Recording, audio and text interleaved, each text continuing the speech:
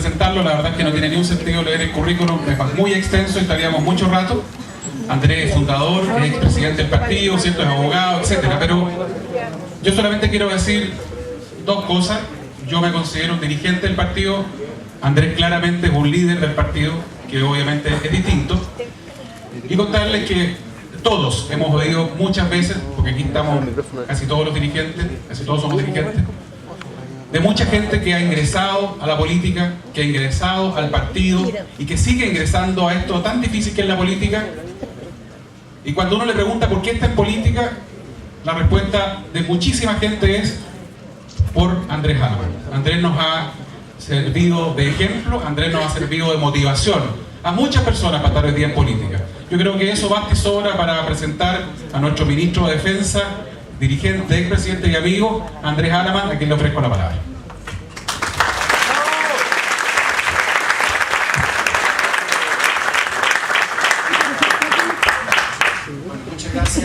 Muchas gracias Mario.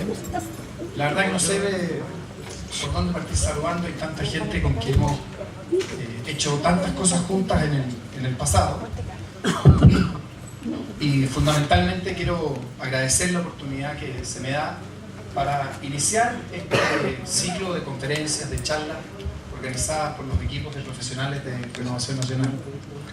El que hoy día los partidos políticos que no pasan por un buen momento en términos de opinión pública, preparen a sus cuadros, preparen a su gente, de alguna manera vayan capacitando a los que son los actuales dirigentes y los que van a asumir responsabilidades públicas hacia adelante, es una tarea extraordinariamente importante que hay que seguir ejecutando.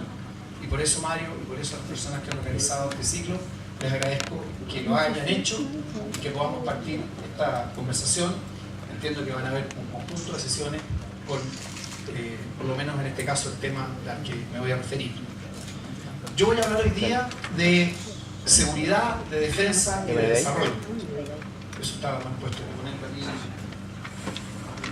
Vamos a manejar a mí el punto que veo que estoy aquí atado a la bueno,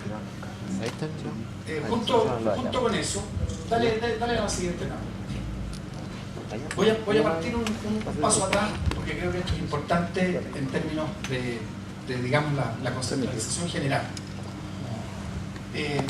Cuando se mire con alguna distancia lo que ha sido el actual gobierno del presidente Piñera, la opinión pública, la gente, la ciudadanía va a apreciar que el núcleo de lo que fue su promesa de campaña se ha ido paulatinamente cumpliendo. Y yo estoy seguro va a continuar cumpliéndose en el tiempo. Incluso van a remontarse algunas apreciaciones que no corresponden exactamente a la realidad. Lo que quiero señalar es lo siguiente. El compromiso fundamental del gobierno del presidente Piñera fue introducir una profunda transformación en el país. Fue establecer un cambio. Y ese cambio, que ciertamente no se logra de la noche a la mañana, en concreto significaba una transformación muy profunda. Esa transformación va a terminar abarcando todas y cada una de los ámbitos de la vida del país. En el ámbito económico hay claramente a lo menos por ahora, una doble transformación. De venir siendo una economía que languidecía, hemos tenido y hoy día tenemos una economía de nuevo pujante que crece. De haber sido una economía que durante muchos años no tenía capacidad de generar empleo, esta es una economía hoy día que sí genera una gran cantidad de empleos y que en concreto permite que hoy día virtualmente tengamos un empleo pleno.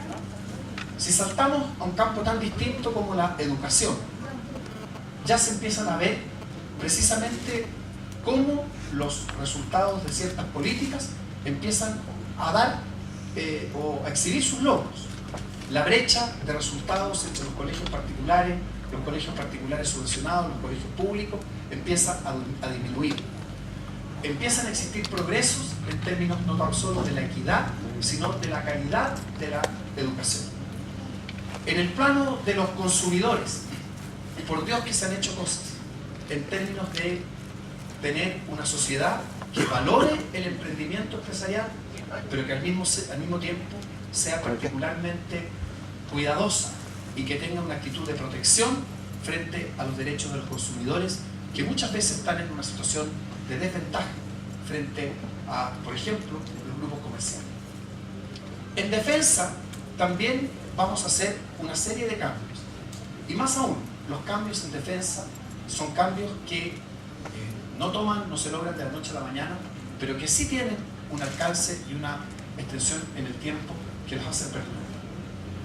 Lo primero que quiero señalar en esta línea es que hay una relación que no siempre se expone adecuadamente bien entre seguridad, entre defensa y desarrollo. Tal como aquí se señala, la defensa, entendida fundamentalmente como la protección de la independencia, de la soberanía, de la integridad territorial de los países, es una parte fundamental de la seguridad de un país. Pero hoy día, la seguridad de un país es un concepto mucho más amplio. Vamos a ir más adelante a explicar cuál es la diferencia que existe entre las amenazas tradicionales, las amenazas nuevas, pero tomen un solo concepto. Hoy día, por ejemplo, los países enfrentan serias amenazas en materia de narcotráfico. En ese sentido, el escenario vecinal que nosotros tenemos es un escenario que ha ido cambiando en forma adversa. Nuestros dos vecinos hacia el norte son hoy día los productores número 1 y número 3 de cocaína. Brasil se ha transformado en el segundo consumidor de cocaína en el mundo. Y eso ha generado efectivamente en la zona norte del país una situación de contrabando, de tráfico de drogas, de inmigración ilegal.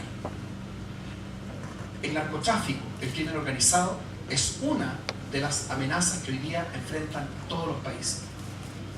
En un campo completamente distinto, la vulnerabilidad energética. Un país que no tiene capacidad para generar energía por sí mismo, que no es capaz de garantizar que existe una energía suficiente a un precio competitivo que vaya a la par del progreso del país, no solamente es un país que económicamente empieza a tener dificultades, sino que simultáneamente es un país que desde el punto de vista de su seguridad empieza a flaquear. Entonces, la seguridad conforma con el desarrollo un círculo virtuoso. Los países que no tienen seguridad tampoco tienen defensa. Y los países que no tienen seguridad tampoco tienen desarrollo económico. Por lo tanto, seguridad, defensa y desarrollo finalmente conforman un círculo virtuoso que es fundamental a pensar. Dale a... Ahora, cuando nosotros decimos que estamos pensando en estos conceptos, lo que hay que tener en cuenta es precisamente lo que vengo señalando en términos de cómo vamos como país al desarrollo. Dale a la siguiente lámina. Esta pequeña transparencia refleja lo que he venido señalando. La verdad que en los últimos, aquí está la última década, si ustedes se fijan, hasta el año 2004, 2005, teníamos un crecimiento relativamente alto, en todo caso bastante inferior a lo que había sido la década anterior. Pero ya por aquí empezamos a flaquear y ciertamente hacia el año 2009 tuvimos una crisis económica internacional que impactó severamente al país, pero aquí se recuperó rápidamente a partir del actual gobierno el ritmo del crecimiento y estos números son particularmente positivos este año, el año pasado, no así, y aún en condiciones adversas, este año vamos a volver a crecer en forma pujante.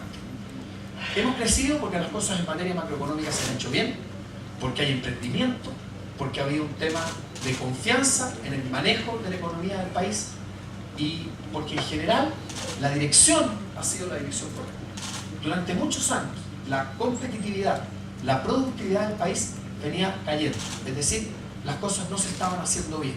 En circunstancias que hoy día, a contar precisamente de este punto de inflexión, las cosas sí se están haciendo mucho mejor. Dale a la siguiente.